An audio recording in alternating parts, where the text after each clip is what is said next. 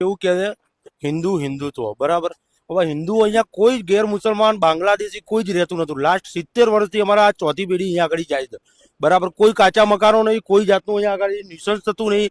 70 વર્ષથી અમારી જોડે ગ્રામ પંચાયતની પહોંચો તે ટાઈમની જે ફાળવેલી હતી એ પડી છે. લાઇટ બિલ, ટેક્સ બધું જ અમારી પાસે પડ્યું છે બરાબર.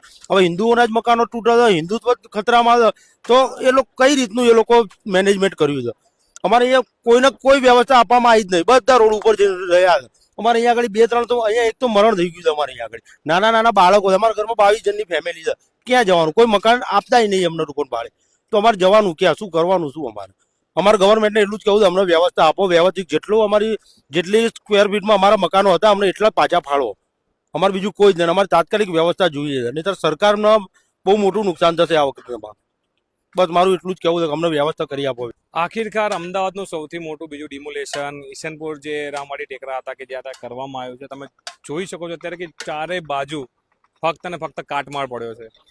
કારણ કે એએમસીના દક્ષિણ ઝોનની એસ્ટેટ વિભાગની ટીમ સવારથી જ અહીંયા ડિમોલેશનની કામગીરી માટે પહોંચી ગઈ હતી અને આ લોકોને અગાઉ નોટિસ મળી હતી અને કહેવામાં આવ્યું હતું કે તળાવના રીડેવલપમેન્ટ માટે અહીંયા આ જગ્યા તમારે ખાલી કરવી પડશે.